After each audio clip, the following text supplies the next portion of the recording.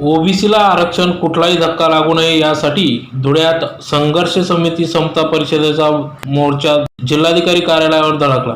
OBC आरक्षण विरोधात दाखल याचिकेमुळे ओबीसी आरक्षणास कुठलाही धक्का लागू नये या मागणीसाठी संघर्ष समिती आणि समता परिषदेच्या वतीने आज जिल्हाधिकारी कार्यालयावर मोर्चा धडकला। मोर्चात धुळ्याचे प्रथम महापौर भगवान करंकाड, माजी सभापती सतीश महाले, ओबीसी नेते माडी महासंघाचे अध्यक्ष दिलीप देवरे, समता परिषदेचे राजेश बागुल, महानगर अध्यक्ष गोपाल देवरे, युवा नेते सुनील नेरकर, बापू महाजन, आर के माडी, सुनील चौधरी, युवराज चौधरी, रामेश्वर चौधरी, राजू चौधरी, बटू चौधरी, संदीप चौधरी, राजेंद्र चित्तोडकर, उमेश महाजन, महेंद्र सिरसाट, प्राध्यापक अनिल बोरसे, कविता क्षीरसागर, किरण देशमुख, संदीप अमृतसागर, नगरसेवक सुभाष जगताप, प्रकाश जाधव, प्राध्यापक BH जाधव, प्राध्यापक प्राचार्य BB महाजन, उमाकांत खलाने, एकनाथ महाजन, मुस्ताक पिंजारी, राजेंद्र माडी, केदार वाणी आदींसह ओबीसी समाजाच्या महिला पुरुष मोठ्या संख्येने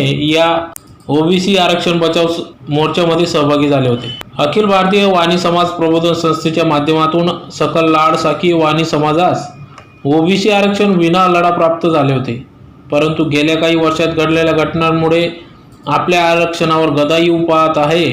सदर आरक्षणास कुठलाही धक्का लागू नये यासाठी सकल ओबीसी समाजातर्फे मोर्चाचे आयोजन करण्यात आले होते।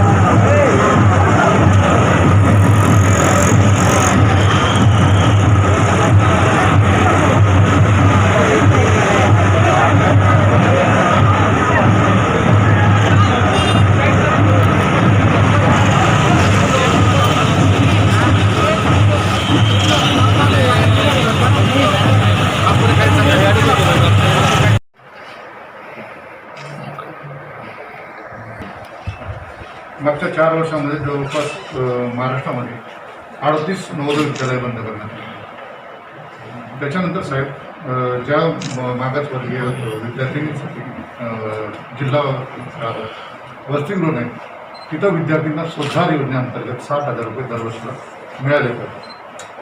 त्याच्यानंतर साहेब ओबीसींची जातीनिहाय जनगणना झाली आणि शेवटचा मुद्दा असाच आहे की महाराष्ट्र सरकार आणि न्यायालय आणि सरकार यांनी कोणाला आरक्षण देऊ किंवा देऊ नये हा त्यांच्या अधिकार क्षेत्रातला भाग आहे. परंतु 52% ओबीसी समाज आज जवळपास 60%च्या पुढे चाललेला आहे. 27%मध्ये साहेब 3 भाग करण्यात गेले. त्याच्यामध्ये ओबीसीच्या वाट्याला फक्त 14-14.5% आसपास येतो. पण मागच्या वेळी जसं बघितलं का वेळ आपण की MPSCच्या परीक्षा होऊनही इच्छित होतीच PSIच्या नियुक्त्या झाल्या. तर हा जो पुन्हा ओबीसीच्या विरोधात म्हणजे शासन आणि प्रशासन उदासीन असतं, त्यांनी आमची दखल घ्यावी आणि इतर समाजाला आरक्षण देताना आमच्या आरक्षणाला धक्का न लावता त्यांना त्यांचा न्याय मिळवून द्यावा आणि आम्हालाही न्याय ठेवावा एवढी एक निसर्ग न्यायाची आम्ही तुमच्याकडून अपेक्षा करतो. आज माननीय नामदार छगनरावजी भुजबळ साहेब यांच्या आदेशान्वये अखिल भारतीय महात्मा फुले समता परिषदेच्या माध्यमातून आणि साहेब महात्मा ज्योतिराव फुले स्मारक तर भारतरत्न डॉक्टर बाबासाहेब आंबेडकर छत्रपती शिवाजी महाराज यांच्या स्मारकास अभिवादन केल्यानंतर तिथून तर माननीय जिल्हाधिकारी साहेब यांच्यापर्यंत या ठिकाणी ओबीसी बांधवांच्या माध्यमातून या ठिकाणी मोर्चा नेण्यात आला. या मोर्चामध्ये धुळे जिल्ह्यातील तमाम ओबीसी जातींचा या ठिकाणी समावेश होता. आमचे दलित बांधव देखील मोठ्या संख्येने या ठिकाणी समावेशित होते आणि अनेक संघटनांनी मुस्लिम बांधवांच्या सुद्धा संघटनांनी या ठिकाणी पाठिंबा दिला. आमची एकच मागणीसाठी हा मोर्चा काढला. पुन्हा जातीच्या विरोधात नाही, पुन्हा समाजाच्या विरोधात नाही, तर आम्ही फक्त आमच्या जातीच्या संरक्षणासाठी या मोर्चासाठी उतरलो. माननीय नामदार भुजबळ साहेब गेल्या 28 वर्षापासून या वंचित बहुजनांच्या हक्क व न्यायासाठी सातत्याने लढत आहे.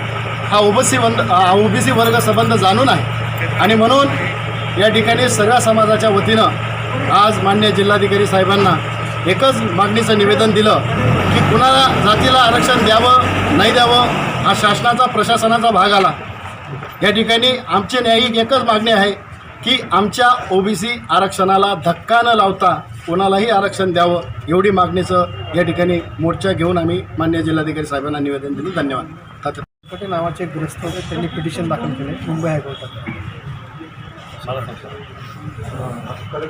2018ला शासन होतं युतीचं. मला असं वाटतं की ते पिटिशन दाखल करत असताना त्यांचं उद्दिष्ट काही स्वच्छ नसावं. त्यांना महाराष्ट्रामध्ये जातीमध्ये भांडणं आणि तेढ निर्माण करण्याचं दिसतं आहे, जेणेकरून महाराष्ट्र शांत राहिला पाहिजे, जातीय दंगले पेटले पाहिजे. त्यातनं या महाराष्ट्रात उद्रेक निर्माण व्हावा अशी त्याची भावना दिसते.